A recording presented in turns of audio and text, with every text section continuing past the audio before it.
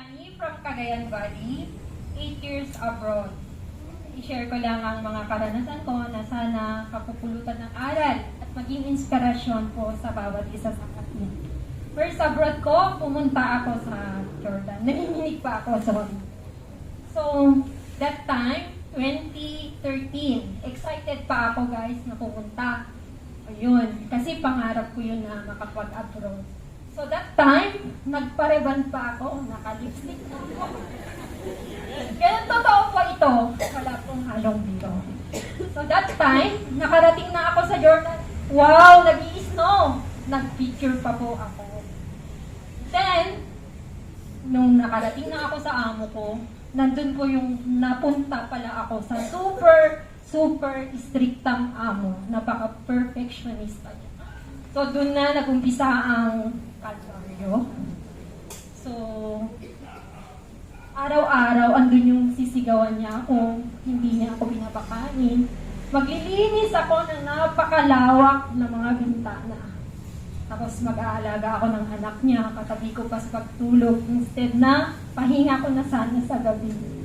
So, ang ginawa ko, nag-pray lang ako. Pray lang ng pray. Sabi ko sa sarili ko, bakit napunta ako dito? Nakapag-graduate naman ako ng college. Uuwi na ako, hindi ko na kaya. Walang araw na hindi ako umiyak, walang gabi na hindi ako umiyak. Pero despite man sa ganun, pinagpatuloy ko pa rin na magpakabuti, ginawa ko pa rin yung trabaho ko ng maayos. Despite na kamuhian ko siya, pinag-pray ko lang talaga ng pinag-pray. So, araw-araw ganun ang senaryo. Then, paulit-ulit din na naging matatag ako. So, guys, ang 2 years ay hindi madali. Maraming araw yan, maraming sakripisyo, maraming beses din niya akong sinubok. Andyan yung papahinan niya ako ng alahas, pera, at kung ano-ano pa. Yun guys, ginawa ko lang nagpakatatag sa awa ng Diyos. Natapos ko ang 2 years.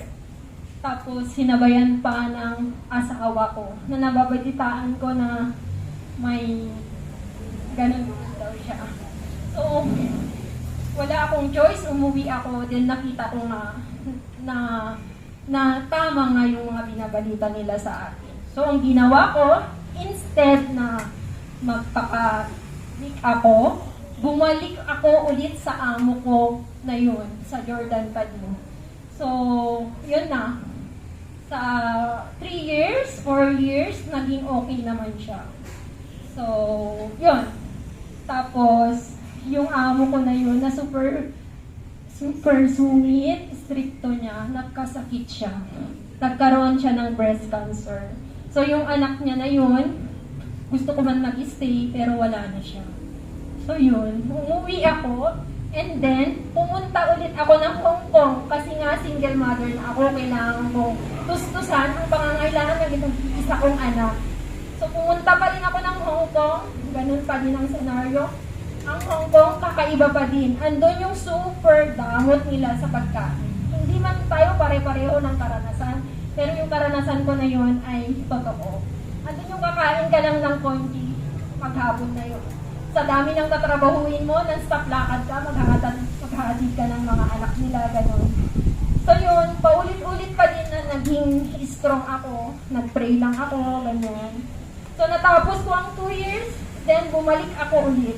Sa mga kabalitan na pinakita ko, andun yung sinama na nila ako. Nakarating na ako sa 21 countries. At inuwi nila ako bilang pamilya na. So yun. Ngayon naman, na ang Saudi ay hindi ko pangarap na puntahan sana. Yun nga, 4 years ko Hong Kong, hindi na ako renew ng amo ko. Gusto ko man. So ngayon, nagkaroon ako ng good news galing sa friend ng amo ko sa Jordan, yung may share ko sa inyo na namatay. Ang magiging amo ko ngayon ay best friend ng amo ko sa Jordan. So yun guys. At nagulat ako. Kasi hindi ito yung pangarap kong puntahan. Ang goal ko sana ay makarating ako ng 30. So, sino ba naman ako para umayaw sa opportunity na yun? So, yun guys. Kung nakaya ko ng 8 years, alam kong kaya nyo din. Thank you.